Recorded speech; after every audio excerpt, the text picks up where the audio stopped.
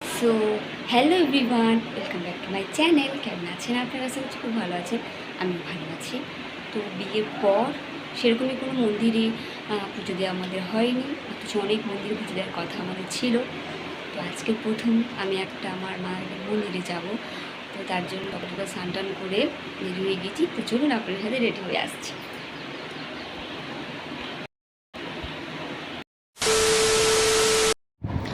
আজ একটু ভোর ভোর উঠেছিলাম, তার কারণ সকাল সকাল স্নান টান করে আমাদের মন্দিরে যেতে হবে। আর এটা আমার সবথেকে পছন্দের একটা মন্দির। বিয়ের আগে আমি এই মন্দিরে অনেকবারই গিয়েছিলাম। তো আমি এই যে রেডি হয়ে গিয়েছি, আর আমার হাজব্যান্ড ওদিকে তাড়া দিচ্ছিল যে তাড়াতাড়ি যাওয়ার জন্য, তার কারণ অনেকটা রাস্তা আমাদের যেতে হবে।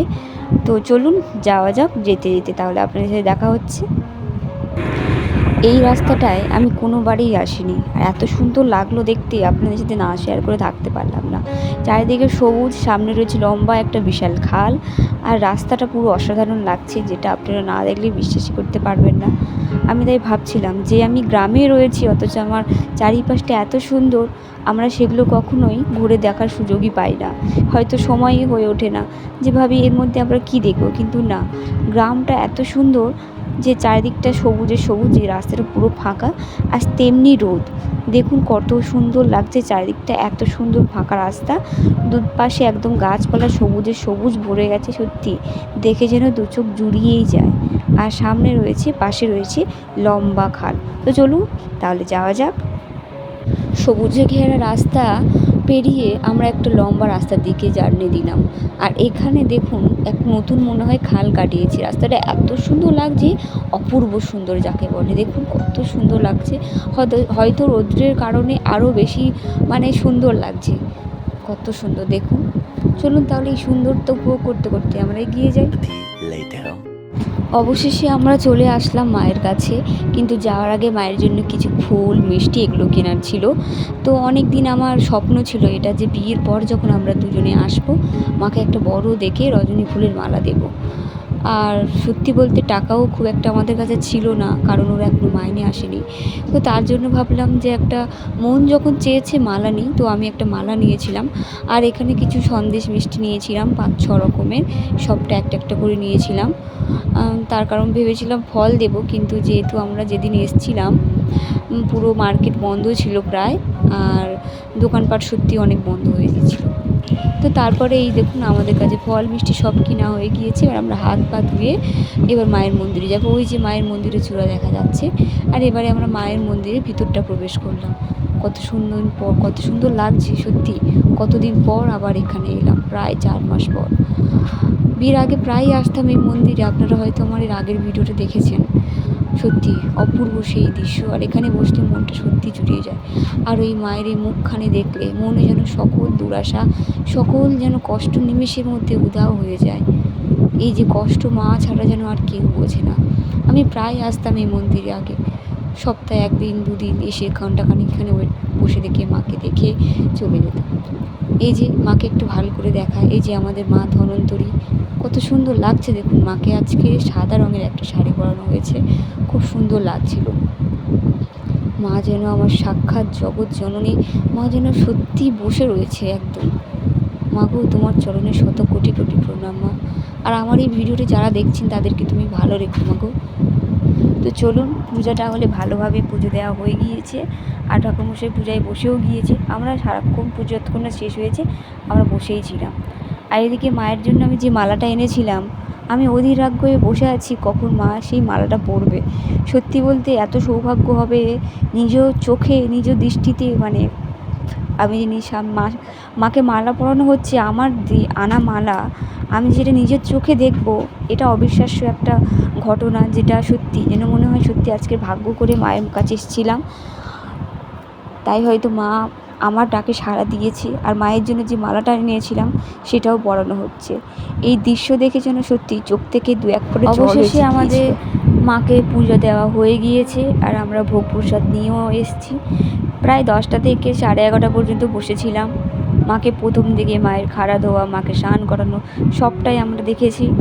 এতক্ষণ বসেছিলাম, মনটা সত্যি, মনে যত কষ্ট রাগ সব দূর হয়ে গেল।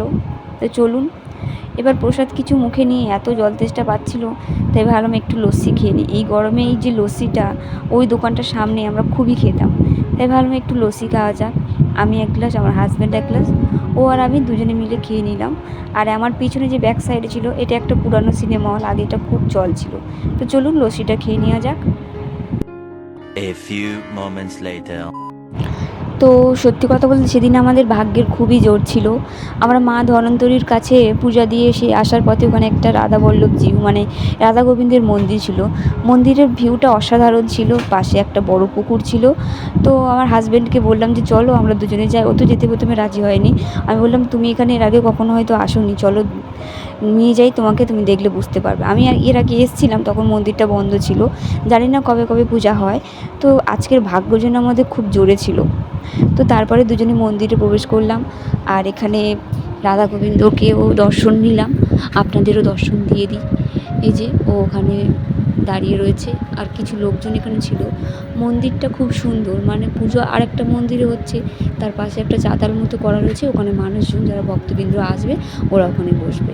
আর এই যে আমাদের রাধা বল্লভজিউ মানে রাধা গোবিন্দের মন্দির, যেহেতু এই যে ওখানে পূজার জন্য ঠাকুরমশাই সমস্ত সামগ্রী জোগাড় করছে।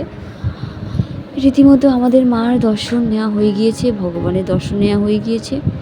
চলুন তাহলে বাড়ির দিকে রওনা দিই, আবার তো অনেকটা দেরি হয়ে গিয়েছে। চলুন তাহলে যাওয়া যাক।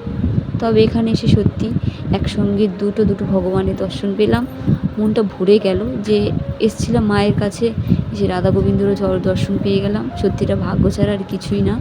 তো চলুন বাড়ির দিকে যাওয়া যাক। বাড়িতে আসার পরে আমরা এখানে একটা ফাঁকা রাস্তায় এখানে দাঁড়িয়েছি, তার কারণ যে এখনও সময় রয়েছে, একটু পরে যাচ্ছি। খুব গরম ছিল তো, তাই এখানে দাঁড়িয়ে দুজনে একটু রেস্ট নিচ্ছিলাম। আর সেরকমই ফাঁকা রাস্তা, ভাবলাম একটু কিছুক্ষণ দাঁড়িয়ে যায়, তাই ও আমার সাথে দাঁড়িয়ে গেল। আর এখানে চারিদিকটা যা সুন্দর ভিউ ছিল, আমি ভাবলাম গোটা ফটো তুলে দাও আমাকে। তো ও 2-4টে ফটো আমাকে তুলেও দিয়েছিল। তাই এখানে বসেছিলাম, ও খানিকটা বসে বসে ভিডিও মানে ওই গেম খেলছিল, আর আমি কী করবো, বসে বসে কিছু ফটো ভিডিও করলাম। এই যে রাস্তা একদম পুরো ফাঁকা ধুধু করছে, তখন তো বাজে প্রায় ওই 2টো নাগাদ। রাস্তায় একটাও জনমানব নেই, আর একটু হাওয়া নেই। জানেন যে আমরা বসে রয়েছি, হাওয়া হবে তারও উপায় নেই। দেখার কথা সত্যি জানা ছিল না। আমরা ঠিক বাড়ির খুব কাছে আছি, তাও মিনিট 5 এই রাস্তাটা ফাঁকা, সুন্দর হাওয়া ছিল বলে কিছুক্ষণ আমরা এখানে রেস্ট নিলাম। এবার আমরা দিকে নামবো। তো চলুন যাওয়া যাক। ওই আমার হাজব্যান্ড ওখানে বসে আছে। প্রচণ্ড গরম তো, বাড়িতেও খুব গরম, আর আমাদের ছাদের উপরে ঘর, আরও গরম থাকা যায় না সত্যি। এই জন্য ভাবলাম একটু প্রকৃতির মাঝখানে একটু থাকি। এত সুন্দর জায়গা, যেতে ইচ্ছা করছে না, মানে খুব সুন্দর। চারিদিকটা দেখেছো, রাস্তা পুরো ফাঁকা, ফাঁকা রাস্তার চারিদিকে গাছপালা, যেন মনে হয় আমরা সিনারিতে রয়েছি। সিনারি যাকে বলে। তো চলুন এবার আমরা বাড়িতে যাই।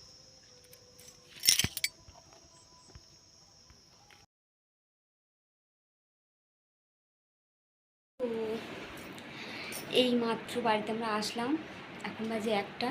বাড়ি থেকে বেরিয়েছিলাম ওই 9:30টার দিকে, 9টার দিকে। 10টার দিকে যেহেতু পুজো হয়েছে, 12টা পর্যন্ত ছিলাম। তো চলুন তাহলে আজকে আসি।